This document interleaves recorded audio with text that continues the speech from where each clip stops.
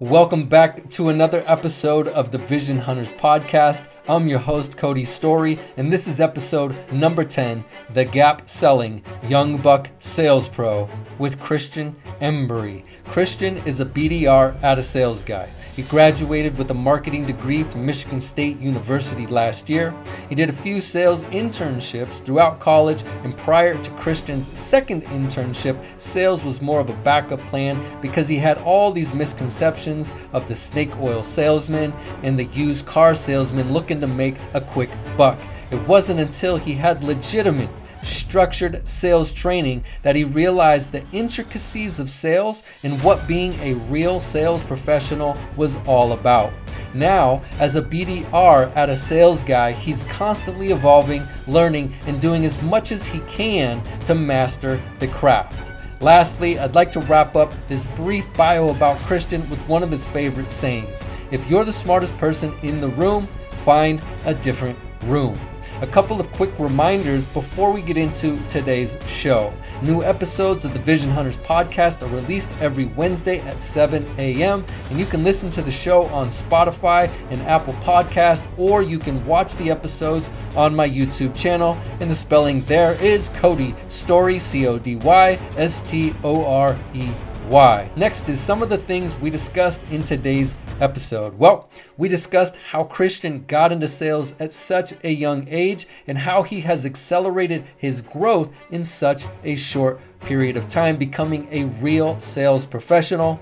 Why sales is about finding and solving problems and not about being liked by your potential buyers. Why sales is an art and a science. What sales was like for Christion before he found the gap selling methodology. The difference between real urgency and fake urgency.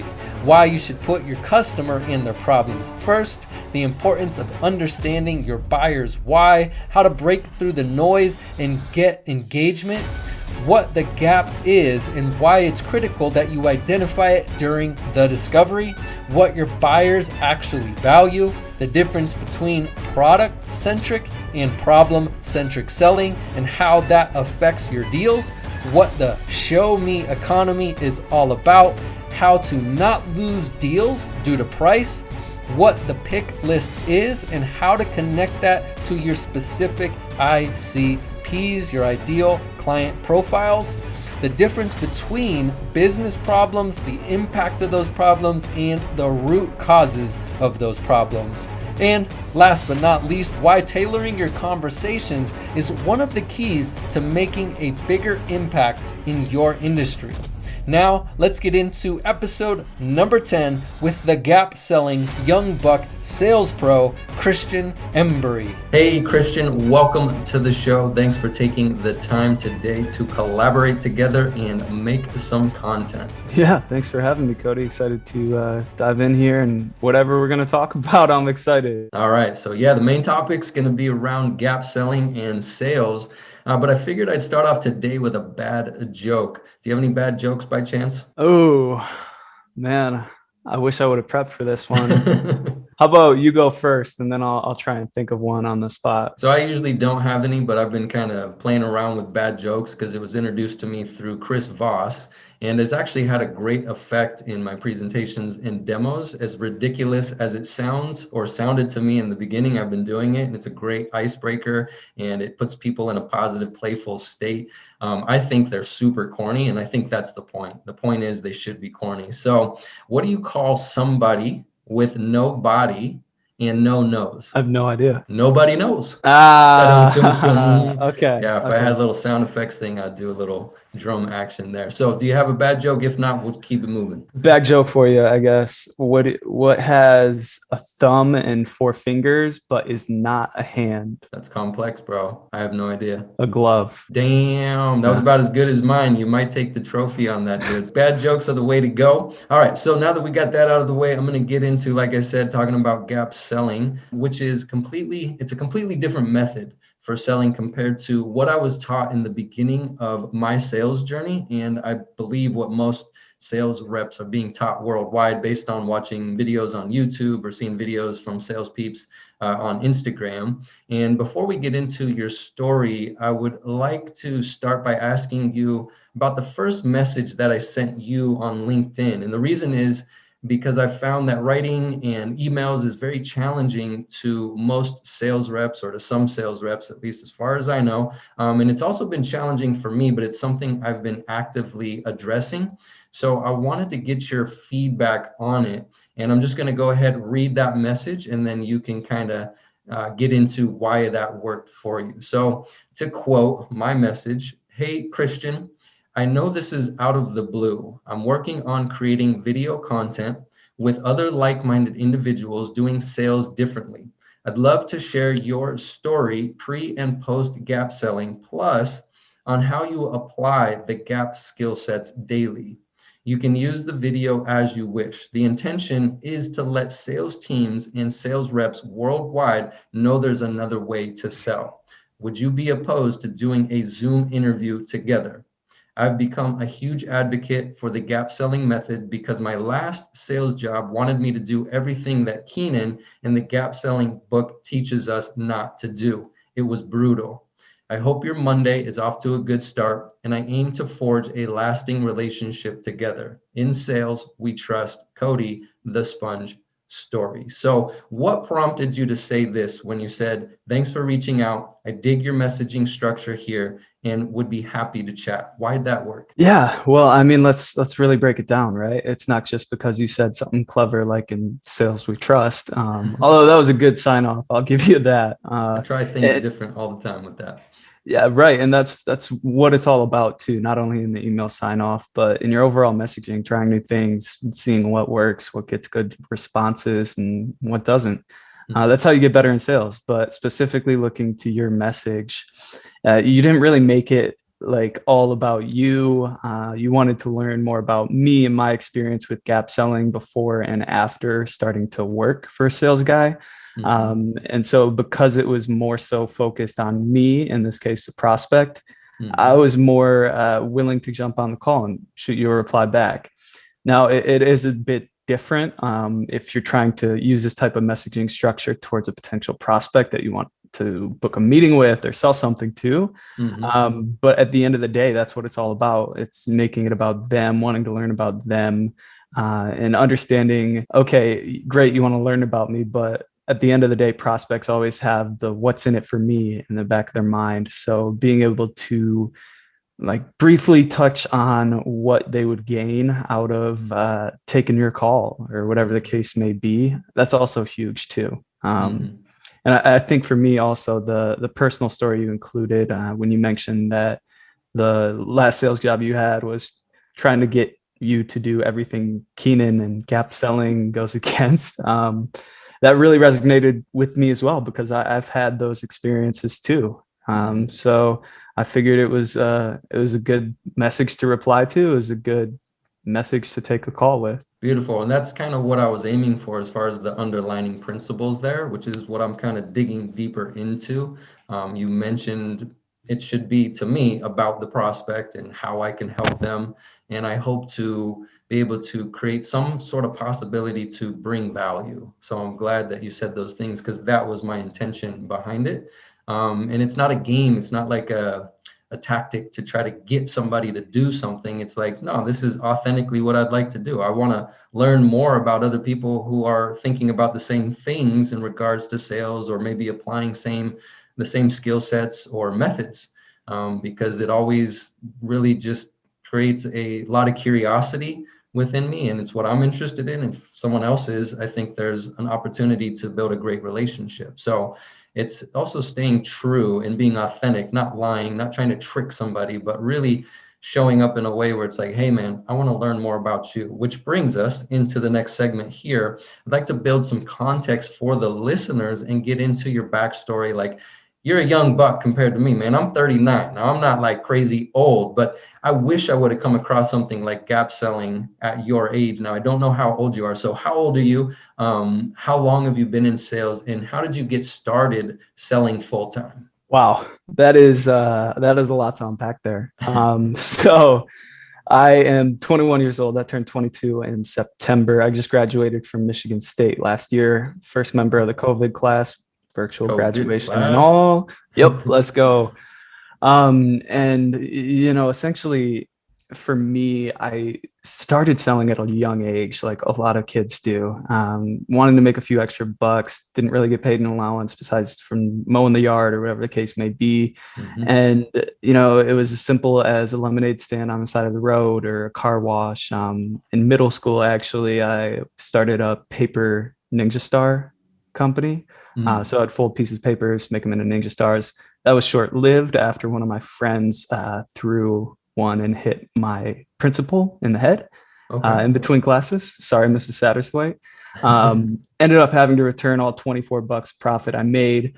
But once I got to college, I recognized the importance of getting an internship and building those skill sets. So the first internship I had was in sales and marketing at a manufacturing company, more so along the marketing side of things. Mm. But I was in customer service, working in restaurants my entire life, and it was funny. Like a lot of the customers I engaged with and talked with, especially as I was moving up into serving and bartending, they were like, "You're well spoken. You should go into sales. You're so Mm. likable." And Mm. so originally I had that in the back of my mind already. And then I read Gap Selling and I realized nobody gives a shit about you. Like it doesn't matter if you're the most likable, most charismatic person. If you're not truly solving a problem and it's a big problem for somebody, they're not going to buy from you. So thank you to all of my previous customers and regulars who encouraged me to go into sales because they thought I was likable. Hmm. But you were wrong. And so, what really was the turning point for me was in my second internship when I went through a formal sales training and I realized, the misconceptions of the sales world. And I'm sure you and everybody listening right now understands the stereotypes that get thrown around and that have been around for so long of Hmm. a snake oil salesman and the used car salesman just trying to make a quick buck off of you. And who gives a Scam shit if, artists. yeah, who gives a shit if your car breaks down 10 days after you buy it? They just got paid. Yep. And for the longest time, that's kind of what I had in the back of my mind. But going through that sales training really opened my eyes to the complexity of the world, all the psychology that's behind it, and how at the end of the day, it's really solving problems for people. And that fascinates me. It's challenging. It's not easy. It's not an easy job, but it is really one of the most complex jobs there is. And so, yeah, I mean, once I graduated, I had a nice gig lined up at a Fortune 10 company, was ready to start my career in sales, was doing all this outreach to different thought leaders on LinkedIn and having conversations with people, just getting their feedback, getting their advice on what would they have done differently at the start of their career, or what can they share with somebody who's at that point right now. And that's actually how I came across Gap Selling. Mm. So that book really kind of laid it all out for me. And then when I went off to work and I realized, okay, I want to do Gap Selling, but I'm being told to do something that's completely Mm. against the principles and the methodology. Hmm. It wasn't the right fit. And then I Yep. saw Keenan posted they're hiring. Hmm. Couldn't resist throwing my name in the hat for the application pool. Honestly, I didn't think I'd even get an interview. Hmm. But that was probably 5, 6 months ago now, and I'm still Wow. here. Wow. Right on. So yeah, what a interesting place to be when you're being told to sell one way and then you open up a whole treasure trove of, let's say, selling principles that go against what you're being taught, but they actually work and they actually work out to be the opposite of what you were talking about, which is putting the salesman or the salesperson in a position to be the snake oil or used car or sales sleaze bag. So yeah, what an interesting place to be, man. You sound like you really look at sales like a craft, and you seem to be very, very curious. Well, thanks. I'm glad it sounds that way.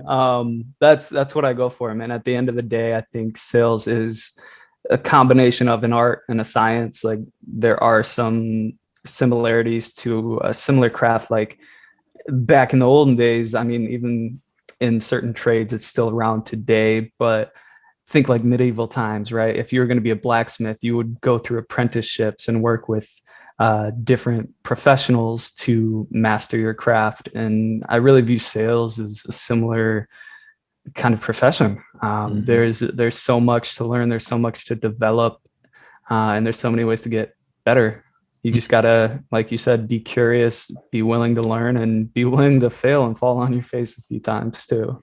Absolutely. Coachability, being teachable. And I really love how you put it together there with it's an art and a science, because there is science on this stuff, you know. But yeah, it can definitely be an art as well, especially when you're working with prospects. So could you dive just a little bit deeper into, you mentioned you went into a sales training, and it looks like this was prior to gap selling. And I'm sure, obviously working at a sales guy, that has been flipped upside down. So what were you being taught originally in that sales training or on the job selling pre-gap selling? And now what are you being taught? Yeah. So actually, the first sales training in my internship, that was Sandler training, just foundations course. And so that opened my eyes. I didn't even know that people had that job as a sales trainer. So that was a whole new world for me. And then, after that, that was in my internship, but my first job post graduation was really focused on, the now. Like, I don't care about 3 months from now. They said they're not ready to buy this week. Okay, well, tell them at the end of this week, like, Wall Street's expecting a big quarter from us. We're offering you this now, but a week after that, it's going to change. Like it's going to be this much. I can't tell you how many deals I lost because of that. And I knew the whole time there was a better way. And it's the strategy used to create urgency is a very touchy subject. I don't agree with that way. Some people swear by it, but I don't think it's the right way. You're really making it more about you, yourself, your commission check, your numbers. Yep. And at the end of the day, you want to do what's best for the prospect. So you're not into creating fake urgency or selfish urgency?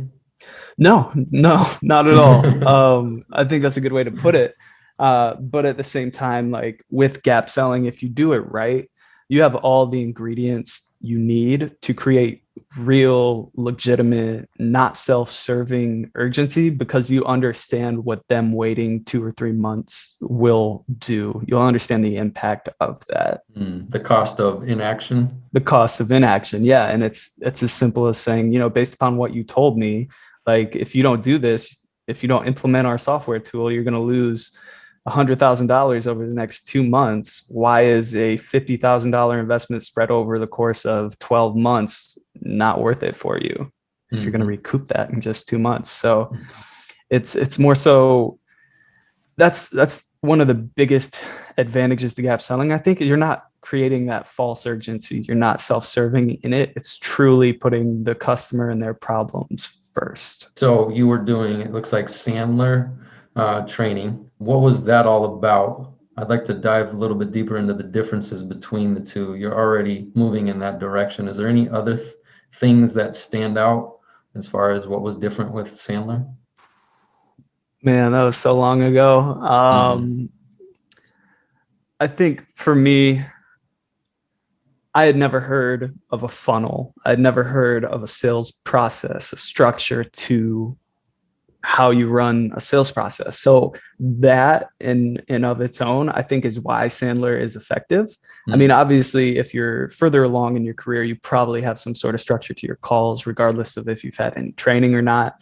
But Sandler was one of the first people to implement something tangible and teach teams how to do it. So just by having a common system and methodology in place, you're going to see improvement.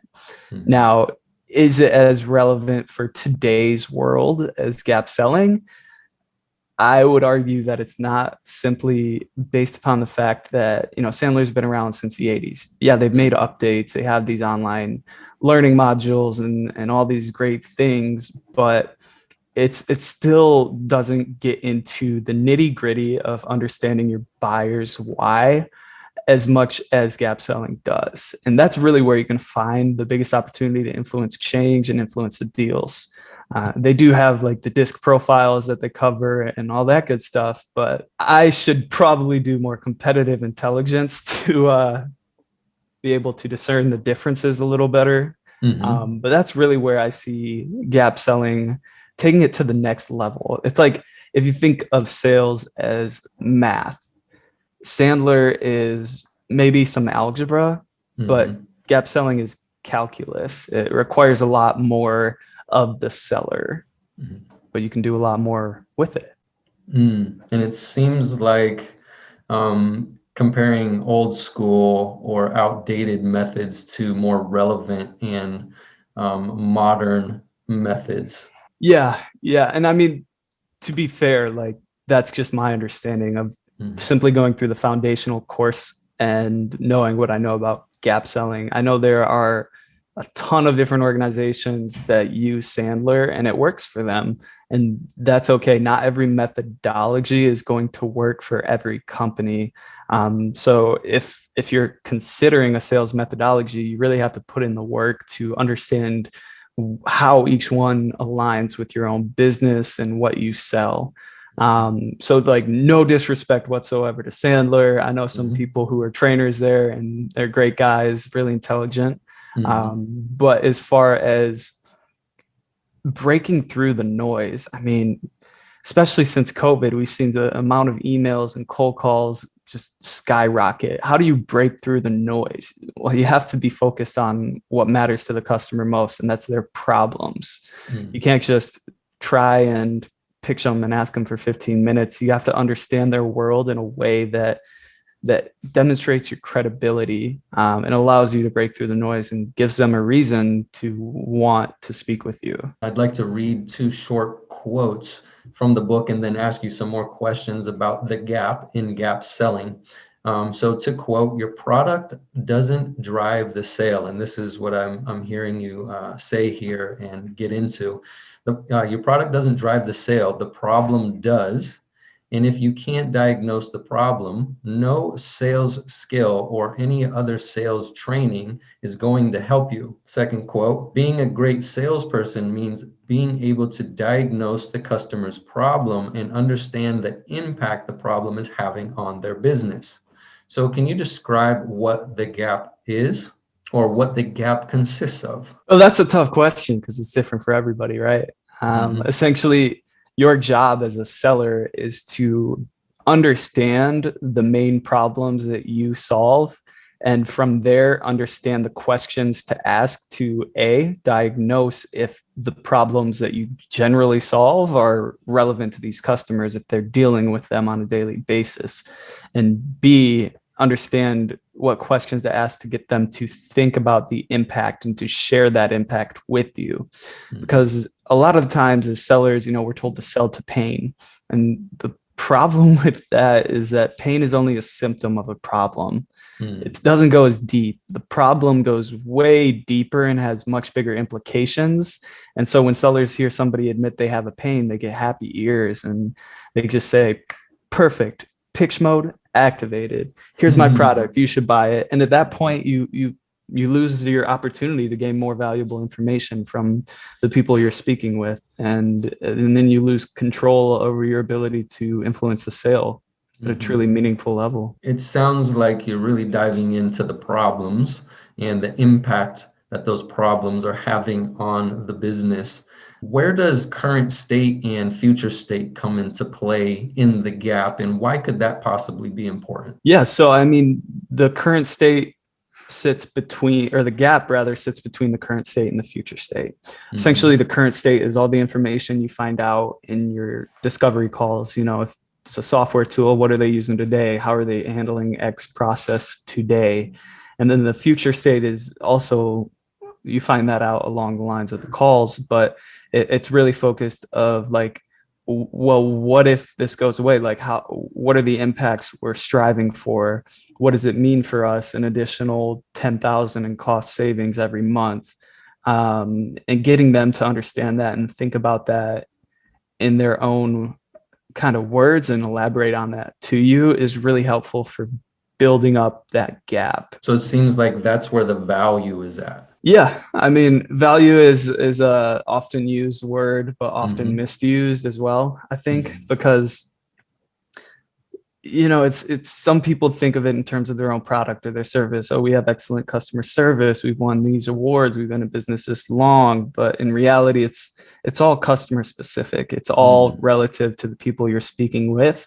And if you can't diagnose the problems that they're struggling with and the impacts of those properly, you're never going to be able to truly understand the value that you bring to the table. Mm-hmm. So what's the difference between product-centric selling and problem-centric selling, and which one is better and why?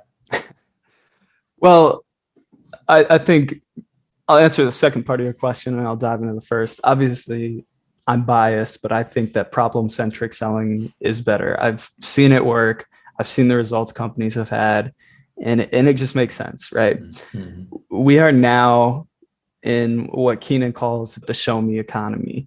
So, because back in before the rise of technology and the digital revolution, with all these sources of information at the fingertips of buyers, like, yeah, you were supposed to walk in and educate the buyer on who you are, what you do, and why you can help them. And that's really what product centric selling stems from. It's the thought that if I don't tell them everything about me, my company, and my product, they're not going to know who we are and they won't buy from us. Mm-hmm. And nowadays, it's as simple as going to Google and searching for a solution. And you have a list of like 10 different companies that can provide a product to you. So, where you as a seller differentiate yourself is throughout that customer journey. When from the moment they book a discovery call with you, if you're only talking about your product, if you're showing them a demo immediately before asking any questions or doing a light discovery, it's not going to be customer specific. And at that point, you're just sending all the information from your company that you have about your product to them. You're not differentiating yourself from everybody who's doing the same thing. So then it Mm-hmm. gets to the point where the buyer is really making the decision of, okay, these products all have the same features and maybe one's lacking here or there, but this one's cheaper. And that's when you end up losing on price and losing to the status quo because you haven't made them realize, okay, my current state, how I'm doing things today is costing me this much. I thought it was only costing me this, and that's what I told the salesperson. But if the salesperson doesn't ask them enough questions or doesn't ask them the right questions, then they're never going to truly understand the impact. And that's where problem centric selling comes in. What is the show that Keenan does? Gap Sell Keenan. It Mm. brings to mind, like when I watch those episodes, that's what I see people fall into time and time again. Now, they might be asking questions, but you just mentioned asking the right questions. And I always see him just bust their balls or bust their chops on where are you going with these questions? And nobody seems to really be getting to the problem, the impact of the problem, or any of the root causes, even. And I see them always getting pressed to get to that place, but it just seems like it's so counterintuitive to most sales reps out there. And that's actually one of the things that got me really interested, is asking better quality questions that actually lead us in a direction that's going to allow us to collaborate and negotiate and communicate together. So what has your experience been with applying this? Because on my side of the equation right now, you sound like an amazing student to the application of these principles. Like I can tell you're in the trenches and you're doing this, how it's just coming out right now. So how has this been helping you, or what type of changes have you been experiencing from asking more directed questions in the discovery? It's a great question. And I think it kind of comes back to what we were touching on earlier, right? Sales is a craft. I'm Mm-hmm. still learning. There's still a lot for me to learn, especially around gap selling. But at the end of the day, it's all about making that effort to be curious and try and level up. So I think for me, it's been eye-opening to really dive into the ICP. I clearly, at 21 years of age, have never held a sales leadership role. I've never sat in on board meetings or presented QBRs to the CEO, whatever the case may be. Mm-hmm. I don't live the life of a VP of sales. So, being able to further my knowledge of that has been really the biggest challenge, but also the most helpful thing for me. And it all comes back to asking the right questions, right? So whether it's on a cold call, on a discovery call, you have to know the person you're speaking with. You have to know what they're measured on, what they care about, and what their goals are. Obviously, you can't necessarily know that off up front without doing those discovery calls and asking those questions. Mm-hmm. But gap selling is far from a checklist. And it's not just, okay, I'm going to lay out all these discovery questions. I want to ask each one of these like I'm interrogating him because this is information I need. Gap selling is more about being an active listener and becoming triggered by things that don't add up. So if they say, oh yeah, we're going to lose 10% of our revenue next year because we couldn't fill these seats on the sales team. Okay, so what's 10% of your revenue? Is it $1 million? Is it $20 million? There's a big difference there, and being able to differentiate and define, in that case, the gap is super important. And being able to, when you hear something like that, being triggered, to get them to define that and guide the conversation to a more natural state instead of just asking all these questions that you had laid out before. That's what truly makes a difference. And that's been the most impactful thing that I've seen from gap selling. And you mentioned ICP. So are you referencing the pick list? Yeah. So the Okay. pick is essentially the problem identification chart, and the ICP is the ideal customer persona. So the ICP is somebody you're reaching out to, whether it's a VP of sales, director of IT, whatever the case may be. And then the problem identification chart breaks down the problems that you solve, or the problems that you solve that are likely to be relevant to your ICP. So if it's a director of IT, and let's say they're manually running through log reports to monitor their network safety, or they have a team doing that, then that's a problem, is because of their outdated systems. They're spending so much time manually doing all these processes, and you just so happen to sell a solution that automates that whole thing. You don't include that in the pick, but that in the back of your mind, and you're trying to get the conversation to a place where they're like, holy shit, I've been doing it manually this whole time. How much of my life have I wasted? How much money have I wasted? What's my hourly rate? Oh, okay. And getting them to understand why what they're doing today is essentially unacceptable. So you're talking about the ICP and also the PIC, the pick list, and it sounds like they're very connected or interwoven. Yeah, they are. Because I think I mentioned, each persona is going to be measured on, is going to care about different things. They're going to be thinking about things in a different way. So like the CEO of a company has much bigger visions. They're focused on the long-term strategy for the next 3-5 years, whatever the case may be. Whereas a frontline manager is going to be focused on hitting quota for this month, this quarter. What are my KPIs? Why is my team not dialing enough? Why aren't they sending out enough emails? Why am I not booking enough meetings? And so if you if you don't tailor your conversations, and you talk to a CEO the same way you talk to a director, it's not going to be as relevant. It's not going to be as impactful. And those ICPs are really breaking down who the person in the role is, what they care about, what challenges they may face. And the pick is where you tie it all together to understand where you might be able to help them with the problem, and understanding the potential impacts of that, and then using that to ask the right questions in your prospecting, in your discovery calls, all throughout the entire journey. It sounds like business acumen has a role to play in all of this. Yes. Business acumen is probably the biggest thing that you can develop as a gap seller. And it's not easy to do. It is not easy to do. Because is it like putting yourself in all these different roles, shoes, and actually gaining an understanding of how big of an impact that could be, not just financially, but also probably like if you're putting yourself in their shoes, like emotionally as well?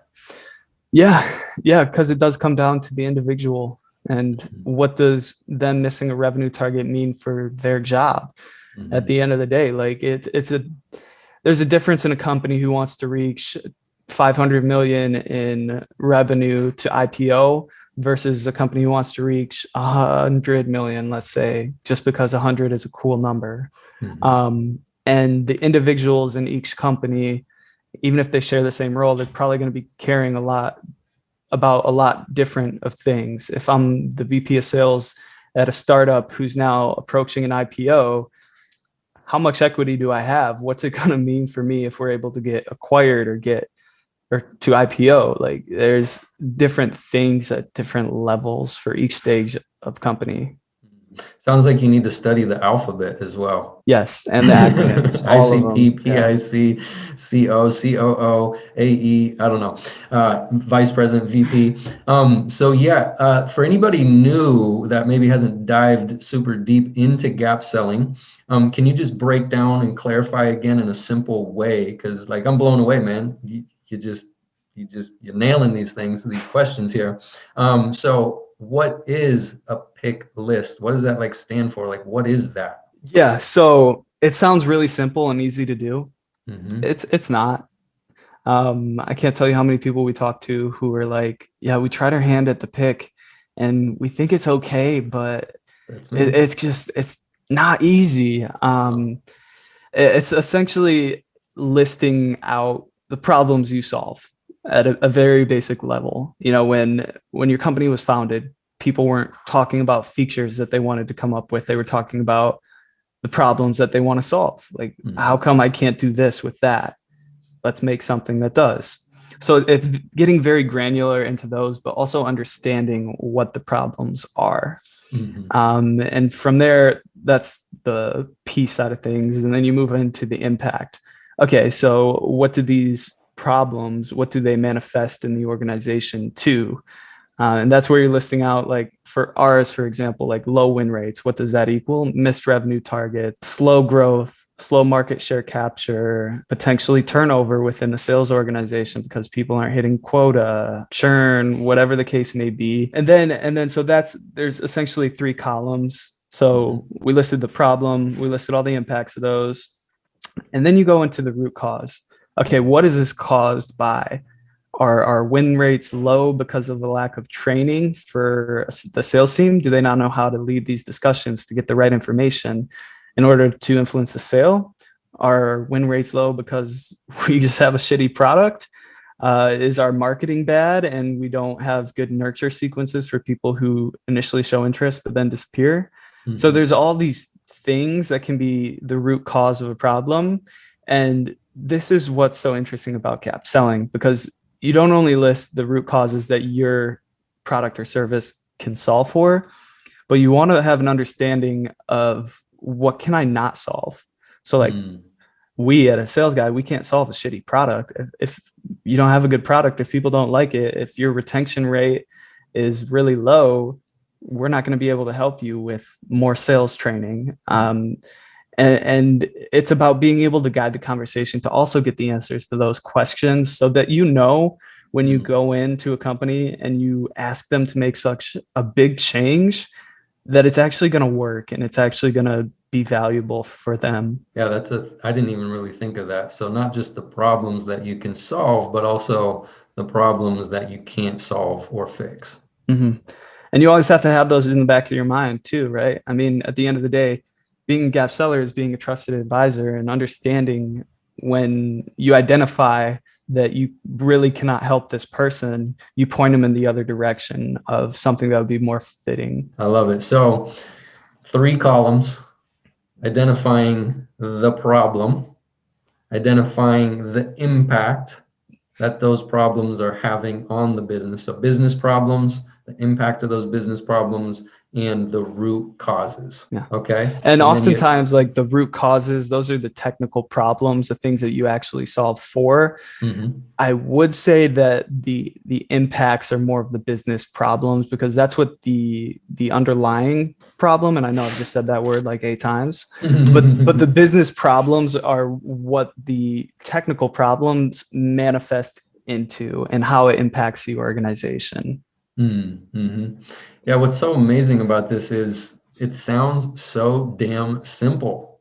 It sounds so easy. And in theory, it is. Like if you look at, the picture of the pick list in the book, but I was applying the pick list and trying to work on it because I didn't like the approach I was being taught in my sales position for the past 9 months.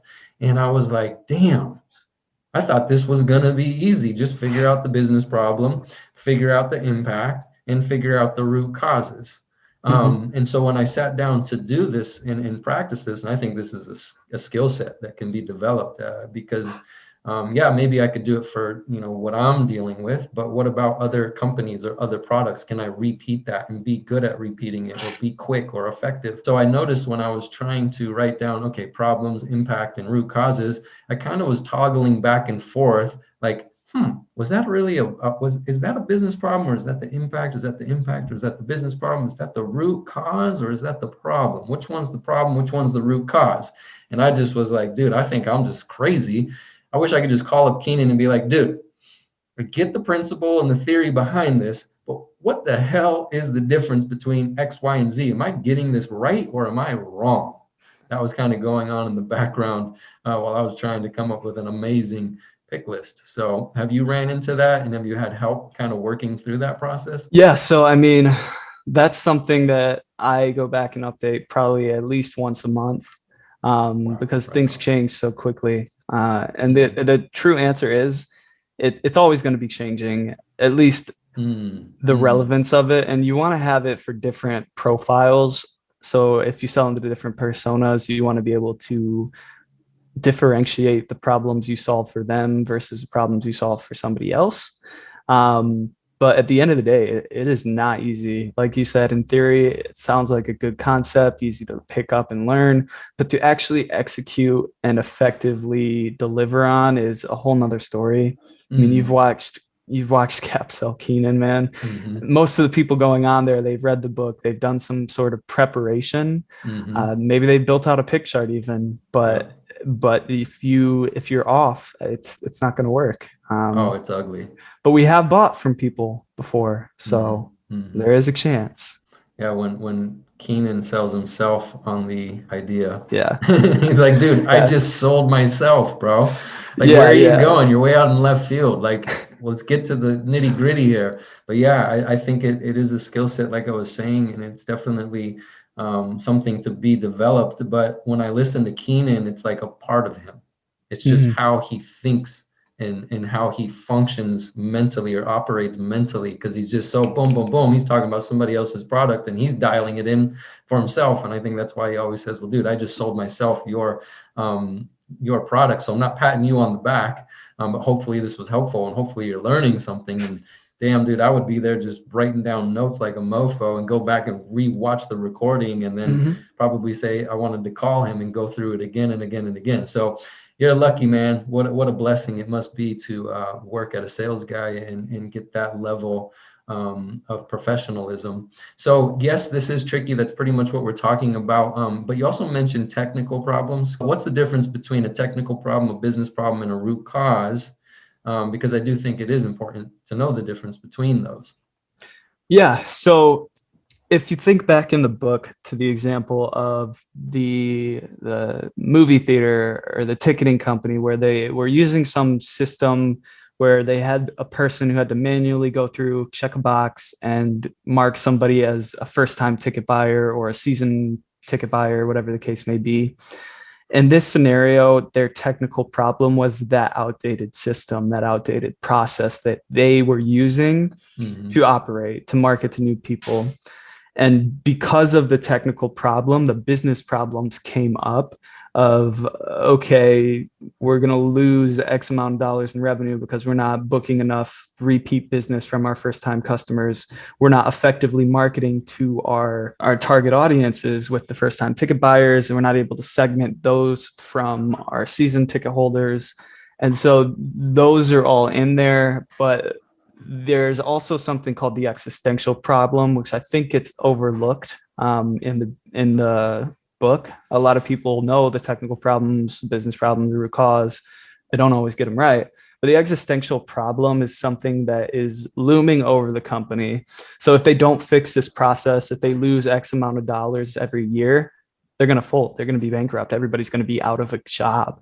Mm-hmm. And, very rarely do you come across the company that has that big of an existential problem. It's a little hyperbolic, but at the end of the day, there are existential problems that are only identifiable by going through that discovery. And I believe like the root cause and the technical problem are often interchangeable, because the root cause and the technical problem, they both are essentially what's causing the problems, why it's happening. So you talked also about updating due to things always changing, which I think is another interesting or another key thing to look at in the pick list. So updating, just because I want to get into maybe some tips. One is updating the pick list and also connecting it to different profiles. Any other tips as far as distinguishing what we're talking about here with the pick list? I don't know. I feel like obviously I'm not the best person to ask for tips and tricks on the pick. I started in February and I'm still learning. Oh, dude, you're doing great. Based on what I'm hearing right now, I'm like blown away. I'm like, hell yeah, this is. I love talking about it with somebody who really gives a shit. Yeah, I mean, it is about giving a shit, right? If you don't give a shit, what's life? But at the end of the day, it's also about how you're using that. So if, for example, you're building a new outbound cadence and you want to talk specifically to each problem you solve in one step, I think that's a super effective strategy. So not necessarily just dumping all of the problems that you solve into the first email, but incorporating a cadence in a way that it flows and it makes sense. And okay, they didn't respond to this email. They must not be dealing with this problem, or there was something wrong with it that they didn't want to respond to it. It didn't earn the reply. So I'm just gonna touch on the next problem we solve in the next message, and maybe that'll hit a bell, ring a bell, strike a nerve. Strike a nerve. There we go. You also said earn the reply. Strike a nerve. Earn the reply. Earn the reply. Yeah, I love that. As far as qualifying, I also saw what was the thing? Keenan did a video on BANT and qualifying and whatnot. So what's your experience been with now being in the gap selling game? What's your experience with qualifying prospects? How do you view that? How do you do that? What makes someone qualified or unqualified? Well, we don't use BANT. No. So really we have four main qualification criteria. Does the prospect have a problem? That's one. Do they admit they have a problem? That's two. 3 is, do they want to fix the problem? And then 4 is, do they want to go on a journey with you to fix the problem?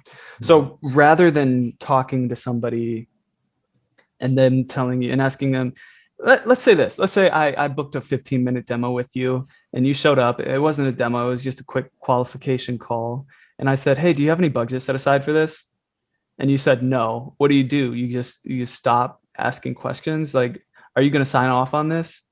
There was some hilarious video on BANT by a guy who's out of Sales Loft, I think, in the UK.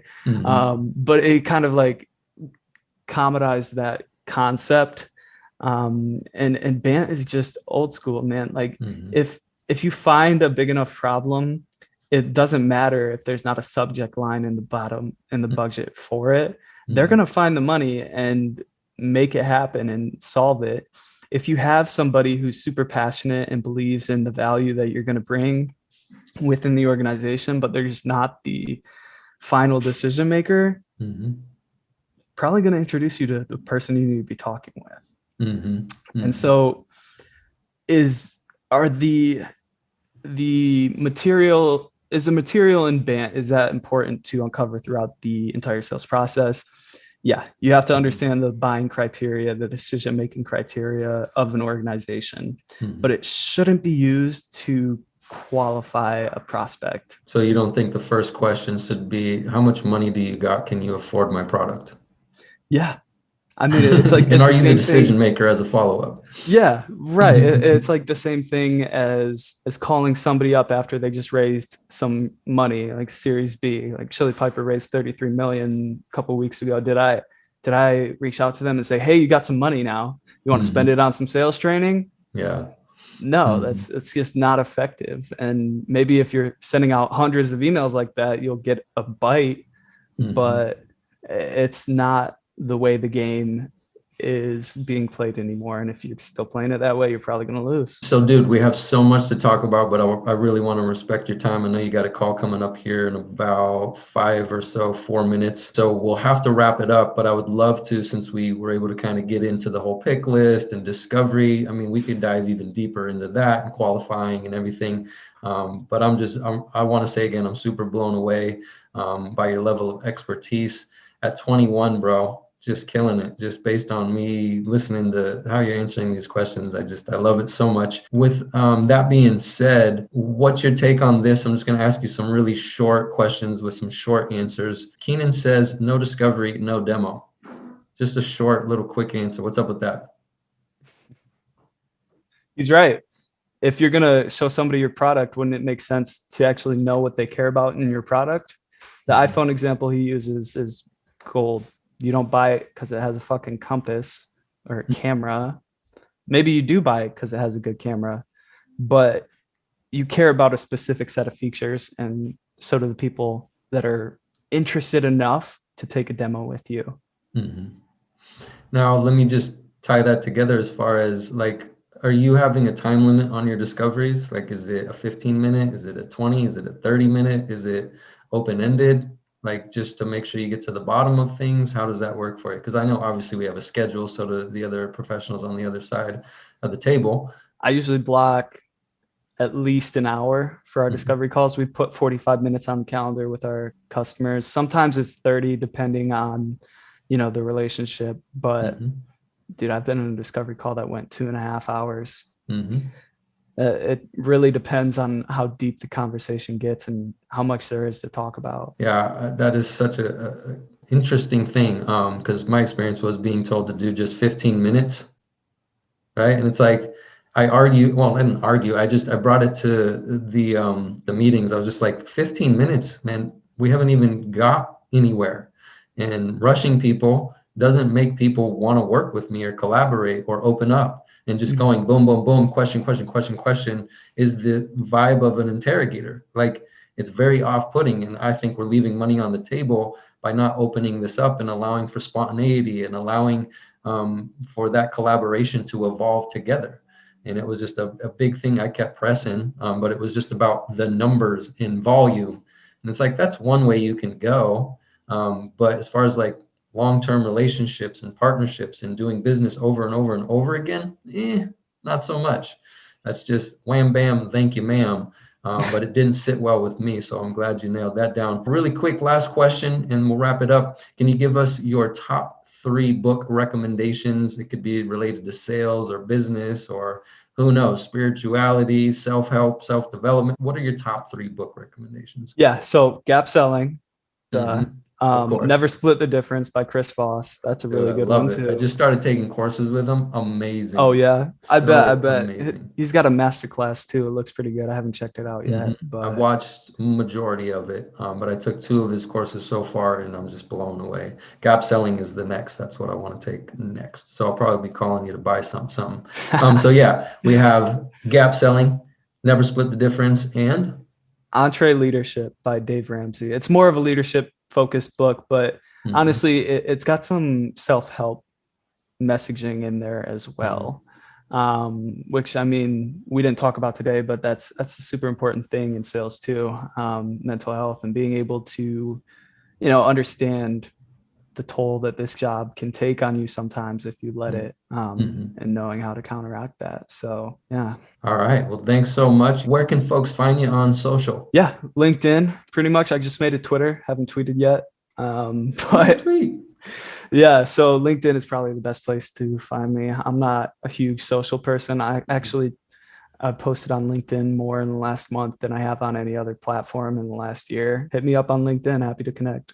All right. Could you go ahead and spell your name so they can find you on LinkedIn? I want to be sure that they can get in touch with you if they want, because I'm sure they're probably going to be as blown away as I am with this. Yeah, Christion,